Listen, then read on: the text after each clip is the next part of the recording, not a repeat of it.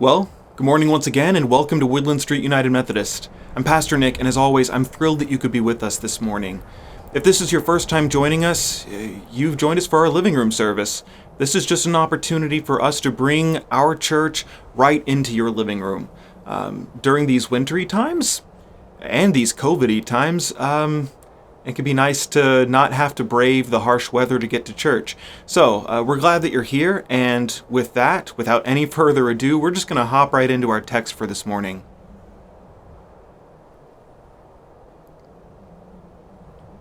Our text comes from Matthew chapter 4, verses 1 through 11.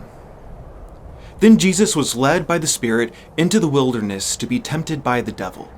After fasting for 40 days and 40 nights, he was hungry. The tempter came to him and said, "If you are the Son of God, tell these stones to become bread."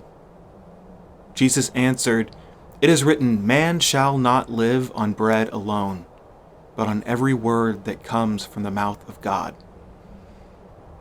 The devil took him to the holy city and had him stand on the highest point and said, "Since you are the Son of God, throw yourself down. For it is written, he will command his angels concerning you, and they will lift you up in their hands, so that you will not strike your foot against a stone." Jesus answered, "It is also written, do not put the Lord your God to the test." Again, the devil took him to a very high mountain and showed him all the kingdoms of the world and their splendor. "All this I will give you," he said, "if you will bow down and worship me." Jesus said to him, "Away from me, Satan, for it is written, worship the Lord your God and serve him only." Then the devil left him, and angels came and attended him. This is the word of the Lord. Thanks be to God. This is another of those rare stories we tell to both children and adults. It's dark enough for adults, and we like Jesus as a protagonist, but it's still a story. When we tell it to children, we try to gloss over the actual temptation. We focus on the fact that Jesus said no, like there was never a question in his mind. The tempter told him to make himself some food, and Jesus, who had been fasting for 40 days and nights, no food, no drink, he just turned him down flat, like he'd been offered dog poop or something. We tell kids, well, Jesus said no to sin, and you should too. We treat this story like it's some lesson in a DARE presentation. Y'all know DARE, right? It's an acronym that stands for Drug Abuse Resistance Education. In this program, police officers go into classrooms across the nation and tell kids not to do drugs. How should the kids resist, you ask? Well, according to DARE, they should just say no. Just say no. If Jesus said no to sin, then they can say no to drugs. Unfortunately, as you can imagine, this program doesn't actually work. Some studies even show an increase in drug use among kids who went through DARE. It doesn't work because the people running it never bothered to learn why people turn to drugs in the first place. They never sought to understand. Telling kids to just say no is like a third grader telling the Middle East to just get along. That third grader doesn't understand the history of those conflicts, and at third grade, he's not trying to. Or it's like an atheist with one of those coexist bumper stickers. Again, it's a nice sentiment, but it isn't coming from a place of understanding, and that understanding is key. It's why it's so essential for us to see these desert temptations as real conflicts that Jesus struggled with. He didn't shrug them off like a light jacket. These temptations haunted him for his entire life. The first temptation was the most pressing. He had been without food for 40 days and 40 nights, the hours slipping to days like sand through an hourglass. His stomach withering within him with pangs of hunger racking his body, and his soul began to burn with a dry thirst. When he was at his weakest, the tempter struck. "Since you are the Son of God," he said, "tell these stones to become bread."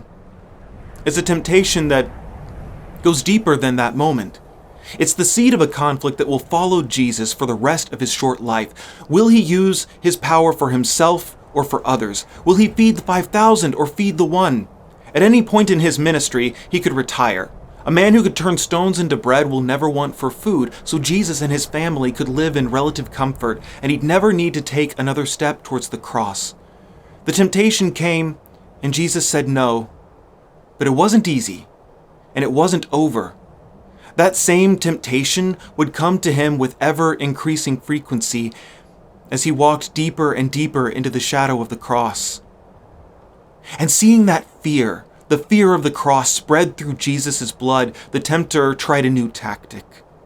Maybe there's another way, he said. You could reveal yourself, leap from the top of the temple, and let flocks of angels carry you back to earth. I know they'd do it. The people would worship, the Romans would tremble. Maybe there's another way, he said. The temptation came, and Jesus said no. But it wasn't easy, and it wasn't over. That same temptation would come to him with ever-increasing frequency as he walked ever deeper into the shadow of the cross. "Oh, Jesus," the tempter said, "what kind of father asks this of his son? What master would ask this of his servant? Maybe it's time to switch sides. If you serve me, you'll be serving yourself. Whatever power you want will be yours. Why serve the Father? Why not serve me? Why not serve yourself?" The temptation came, and Jesus said no. But it wasn't easy, and it wasn't over. That same temptation would come to him with ever-increasing frequency as he walked deeper and deeper into the shadow of the cross. Because we know the tempter doesn't come with a blaring fanfare or gouts of flame. When the tempter comes, he folds himself inside the silence of our mind until we can scarcely see where our thoughts end and his begin. He comes to us in a voice very near our own, and no matter how many times we say no, we know he will come again at our next moment of weakness. Jesus was tempted. Not idly, but actively. Jesus was tempted, and there were times when the world seemed too much and he nearly gave in. Our God was tempted with sin, and he found sin tempting. I think that was the point. Before Jesus, I think God had a hard time understanding.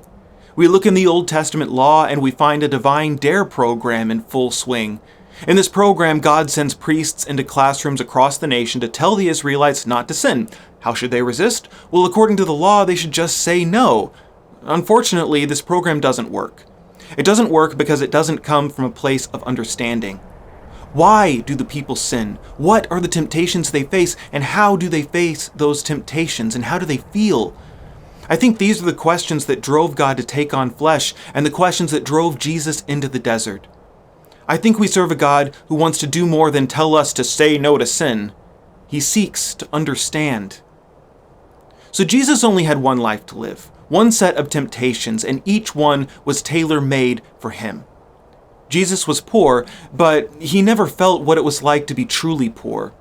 His stepdad was a carpenter. They were never going to starve. Jesus never felt the inescapable desperation of not knowing where your next meal will come from.